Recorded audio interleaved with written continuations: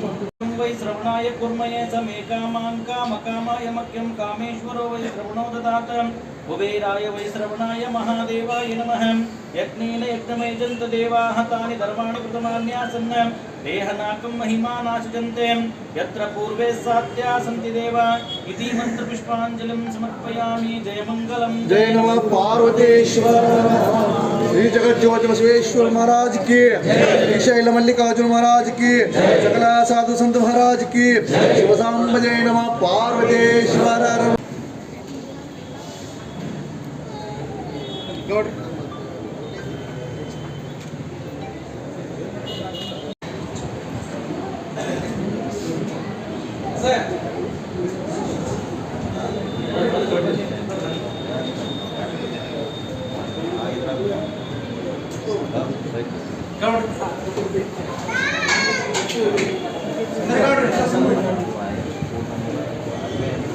ಸಮಸ್ಯೆ ಸಮಾನ ಬ್ಯಾಂಕ್ಗಳು ಪ್ರಾರಂಭ ಸಹಕಾರಿ ಸಂಘಗಳು ಪ್ರಾರಂಭ ಆಗುವುದೇ ಕಷ್ಟದ ಕೆಲಸ.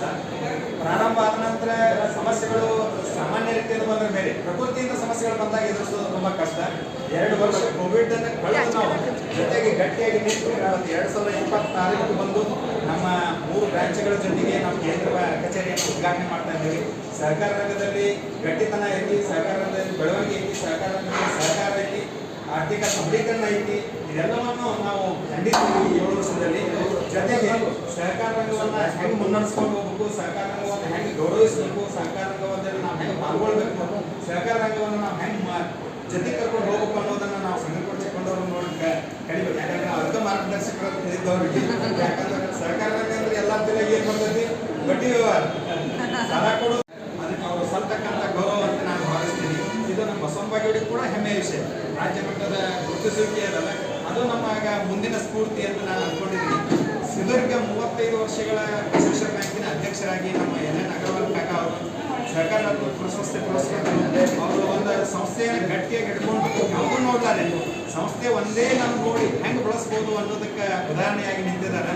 ಯಾಕಂದ್ರೆ ಕೆಲವೇ ಕೋಟಿಗಳ ಬ್ಯಾಂಕನ್ನು 100 ಕೋಟಿಗೆ ತಂದು ಬಸವನಬಾಗೇವಾಡಿ ಒಂದು ಅತ್ಯಂತ ಗೌರವಿತ ಬ್ಯಾಂಕು ಮತ್ತು ಅನೇಕ ಚಿಲ್ಲರೆ ವ್ಯಾಪಾರಸ್ಥರಿಂದ ಹಿಡಿದು ಗಣ್ಯ ವ್ಯಾಪಾರಸ್ಥರವರೆಗೂ ಸಾಲವನ್ನು ಕೊಟ್ಟು ಸಹಕಾರ ಮಾಡಿ ಇಡೀ ಮಾರ್ಕೆಟ್ ಬೆಳವಣಿಗೆ ಆಗಲಿಕ್ಕೆ ನಾವು ನಿಸ್ವಾರ್ಥದಿಂದ ಸೇವೆಯನ್ನು ಆ ಹುದ್ದೆಯಲ್ಲಿಟ್ಟು ಸಲ್ಲಿಸಿದ್ವಿ. ಅದು ಕೂಡ ನಮ್ಗೆ ಒಂದು ಅತ್ಯಂತ ನೆನಪಿನ ವಿಷಯ, ಅತ್ಯಂತ ಗೌರವದ ವಿಷಯ. ಅವರಿಗೆ ನಮ್ಮ ಜೀವಿತಾವಧಿ 35 ವರ್ಷಗಳ ಸಹಕಾರ ರಂಗದಲ್ಲಿ ಏನು ದುಡಿಮೆ ಮಾಡಿದ್ರು, ಏನು ಶ್ರಮ ವಹಿಸಿದ್ರು, ಅದಕ್ಕೆ ಕರ್ನಾಟಕ ರಾಜ್ಯ ಸರ್ಕಾರ ಕೂಡ ಅವರಿಗೆ ಕರ್ನಾಟಕ ಸರ್ಕಾರ ರತ್ನ ಪ್ರಶಸ್ತಿ ಪುರಸ್ಕೃತರಾಗಿ ಮಾಡಿ ಅವರಿಗೆ ಗೌರವ ಸಲ್ಲಿಸಿದೆ. ಅದು ನಮ್ಮ ಬಸವನಬಾಗೇವಾಡಿ ಹೆಮ್ಮೆ ಅಂತ ನಾನು ಅನ್ಕೊಳ್ತೀನಿ. 2019ನೇ ಇಸ್ವಿಯಲ್ಲಿ ಪ್ರಾರಂಭ ಆಗಿರ್ತಕ್ಕಂಥ ಸಂಸ್ಥೆ ಹೂವಿನಂಪರಿಗೆ, ಇಂಗ್ಲೇಶ್ವರ ಮತ್ತು ಕನಕಾಲದಲ್ಲಿ ಬ್ರಾಂಚ್ಗಳನ್ನು ಓಪನ್ ಮಾಡುವುದರ ಮುಖಾಂತರ ಬಸವನಬಾಗೇವಾಡಿಯಲ್ಲಿ ಒಂದು ಸೌಹಾರ್ದ ಬ್ಯಾಂಕು ಬಹಳ ದಾಪುಗಾಲಿನಲ್ಲಿ ಮುಂದುವರಿತಾ ಇದೆ. ಪ್ರಾಥಮಿಕ ಕೃಷಿ ಪತ್ತಿನ ಸಹಕಾರದಲ್ಲಿ ಸಂಘದಲ್ಲಿ ಕೇವಲ ರೈತರಿಗೆ ಸಾಲ ಕೊಡ್ತಕ್ಕಂಥ ಮತ್ತು ರೇಷನ್ನು ಇನ್ನೊಂದು ಕೆಲವೊಂದು ಬಿಸ್ನೆಸ್ ಬಿಟ್ಟರೆ ಯಾವುದೇ ಒಂದು ವ್ಯವಹಾರಗಳನ್ನು ಮಾಡಲಿಕ್ಕೆ ಅವಕಾಶ ಇರಲಿಲ್ಲ. ಅದು ವಿವಿಧ ದಿವಸಗಳ ಸಹಕಾರಿ ಸಂಘ ಆದಮೇಲೆ ಬೇರೆ ಬೇರೆ ಆಕ್ಟಿವಿಟೀಸನ್ನು ಮಾಡಬಹುದು ಅಂಥೇಳಿ ಅಮಿತ್ ಶಾ ಒಂದು ಇಡೀ ರಾಜ್ಯದಲ್ಲಿ ಅವರು ಸಹಕಾರ ಮಂತ್ರಿ ಆದಮೇಲೆ ದೇಶದಲ್ಲಿ ಈ ಒಂದು ಕಾಯ್ದೆಯನ್ನು ಜಾರಿಗೆ ತಂದರು. ಅದೇ ರೀತಿಯಾಗಿ ಈ ಸೌಹಾರ್ದ ಸಹಕಾರಿ ಸಂಘದವರು ಕೂಡ ಬೇರೆ ಬೇರೆ ಒಂದು ಕಾರ್ಯಗಳನ್ನು ಮಾಡಬಹುದು ಅಂತಕ್ಕಂಥ ಮಾತನ್ನು ನಮ್ಮ ಸಂಜಯ್ ಪಾಟೀಲ್ ಕಣ್ಮಡಿ ಅವರು ಹೇಳಿದರು. ಉದ್ಘಾಟನೆ ಮಾಡಿದ್ವಿ. ಅದಾದ ನಂತರ ನಾವೇನು ತಿಳ್ಕೊಂಡಿದ್ವಿ, ಸುಮ್ಮನೆ ಆದರೆ ಇಲ್ಲಿ ನೋಡಿದಾಗ ಒಂದು ದೊಡ್ಡದೊಂದು ಸ್ಟೇಟ್ ಬ್ಯಾಂಕೇ ನೋಡಿದಂಗೆ ಆಯ್ತು. ಅಷ್ಟು ವಿಸ್ತಾರವಾಗಿರುವಂತಹ ಜಾಗದಾಗ ಅವ್ರು ಮಾಡ್ಯಾರ ಅಂತಂದ್ರೆ ಇದೇ ರೀತಿಯ ಒಗ್ಗಟ್ಟು, ಜನರ ಪ್ರೀತಿ, ಸಹಕಾರ ಇತ್ತು ಅಂತಂದ್ರೆ ಮುಂದೆ ಕರ್ನಾಟಕ ರಾಜ್ಯದೊಳಗೆ ಒಂದು ಪ್ರತಿಷ್ಠಿತ ಸಂಸ್ಥೆ ಆಗುವುದರಲ್ಲಿ ಯಾವ ಸಂದೇಹನೂ ಕೂಡ ಇಲ್ಲ ಅಂತಕ್ಕಂಥ ಮಾತನ್ನು ಈ ಸಂದರ್ಭದಲ್ಲಿ ಹೇಳ್ತಾ, ಮತ್ತು ಕೇವಲ ಅವರು ಬ್ಯಾಂಕನ್ನು ಅಷ್ಟೇ ಅಲ್ಲ, ಒಂದು ದೊಡ್ಡದಾಗಿರುವಂತಹ ಶಿಕ್ಷಣ ಸಂಸ್ಥೆಯನ್ನು ಕೂಡ ಅವರು ನಿರ್ಮಾಣ ಮಾಡಿದ್ದಾರೆ. ಇವತ್ತು ನಿಜವಾಗ್ಲೂ ಕೂಡ ಪೂಜ್ಯರ ಶ್ರೀಮಠದ ತೋಟದೊಳಗೆ ಆ ದಾರಿ ಒಳಗೆ ಬಂದರೆ ಇದು ಯಾರ್ದಪ್ಪ ಸಂಸ್ಥೆ ಅನ್ನೋಷ್ಟರ ಮಟ್ಟಿಗೆ ನನ್ನ ಅಂದಾಜು ಆ ಕಟ್ಟಡವನ್ನು ಕಟ್ಟಲಿಕ್ಕೆ ಸುಮಾರು ಒಂದು 4-5 ಕೋಟಿ ರೂಪಾಯಿ ಖರ್ಚು ಮಾಡಿರ್ಬೋದು.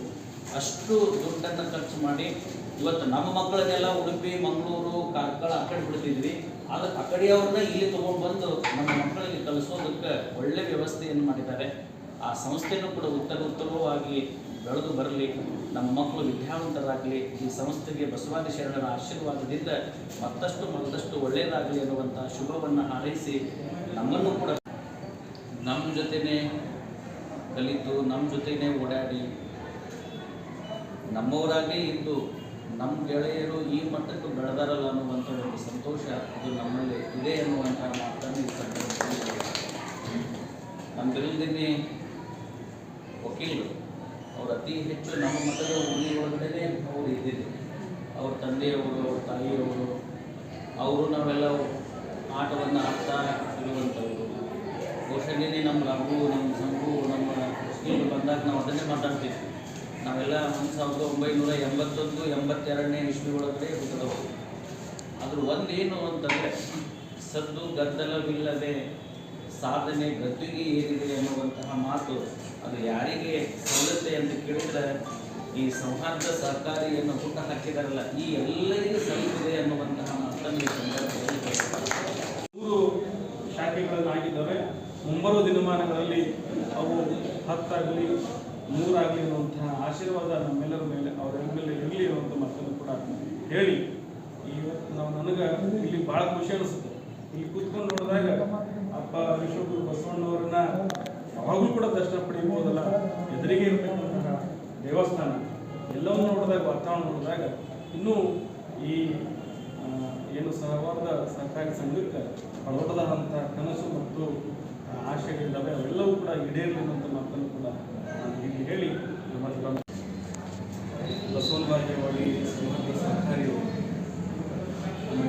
ಬ್ಯಾಂಕನ್ನು ಪ್ರಾರಂಭಗೊಂಡು ನನಗೆ ಮೊದಲಿಗೆ ಅತ್ಯಂತಹ ಸಂತಸ ಮತ್ತು ಅಷ್ಟೇ ಖುಷಿ ತಂದೇನಪ್ಪ ಅಂತಂದ್ರೆ ಅವರ ಸೌಹಾರ್ದ ಸಹಕಾರಿ ಬ್ಯಾಂಕಿನ ಹೆಸರು ಬಸವನ ಬಾಗೇವಾಡಿ ಅಂತ ಯಾವಾಗ ಅವರು ಇಟ್ಕೊಂಡು ಅದನ್ನು ಕಾರ್ಯ ಮಾಡಿದ್ರು, ಪ್ರಾರಂಭ ಮಾಡಿದ್ರು, ನಮಗೆ ಅವಾಗ ಒಂದು ಭಾಳ ಹೆಮ್ಮೆ ಅನಿಸ್ತು. ಯಾಕಂದರೆ ಬಸವನ ಬಾಗೇವಾಡಿಯವರಲ್ಲಿ ನಾವೆಲ್ಲರೂ ಕೂಡ ಇವತ್ತು ಜಮಖಂಡಿ ಸೌಹಾರ್ದ ಸಂಘ ಬಂದೈತಿ, ಬೀಳಿಗೆ ಅಂತದ ಎಲ್ಲ ಕಡೆ ನೋಡ್ತೀವಿ ನಾವು ಬೇರೆ ಬೇರೆ ಹೆಸರಿಂದ. ಆದರೆ ಬಸವನ ಬಾಗೇವಾಡಿ ಹೆಸರಿಂದ ಯಾವುದೂ ಕೂಡ ಇರಲಿಲ್ಲ. ಅದು ನಮಗೆ ಬಂದಾಗ ಭಾಳ ಸಂತೋಷ ಅನ್ನಿಸ್ತು. ಇಲ್ಲ, ನಮ್ಮದು ಅನ್ನುವಂತಹ ಸೌಹಾರ್ದ ಸಂಘದ ಬ್ಯಾಂಕು ಪ್ರಾರಂಭ ಆಗೈತಿ. ಅದು ಬೇರೆ ಕಡೆ ಬ್ರಾಂಚ್ಗಳಾದಾಗ ನಾವು ಅವತ್ತು ಅಂದ್ಕೊಂಡಿದ್ವಿ, ಅವತ್ತು 19ರಲ್ಲಿ ಬೇರೆ ಕಡೆ ಬ್ರಾಂಚ್ ಆದಾಗ ನಾವು ಅಲ್ಲಿ ಸುಮ್ಮನೆ ಹೋಗುವ ಸಮಯದಲ್ಲಿ ಬೇರೆ ಯಾರ ಹೋಗುವಾಗ ನೋಡ್ತೀವಿ ಬೋರ್ಡೆಲ್ಲ ನೋಡುವಾಗ ಬಸವನ ಬಾಗೇವಾಡಿ ಸೌಹಾರ್ದ ಸಂಘ ಅಂತ ಸಹಕಾರಿ ಸಂಘ ಅಂತ ಬಂದಾಗ ನಮಗೇನೋ ಒಂದು ಒಳಗಡೆ ಖುಷಿ ಆಗುವಂಥ ಸಂಗತಿ. ಆ ರೀತಿ ಆಗಲಿ ಅನ್ನುವಂಥ ಬಯಕೆಯನ್ನು ಇಟ್ಕೊಂಡು ಆ ಒಂದು ಅವತ್ತಿನ ದಿನಮಾನದಲ್ಲಿ ನಾವು ಆಶೀರ್ವಾದ ಮಾಡಿದಾಗ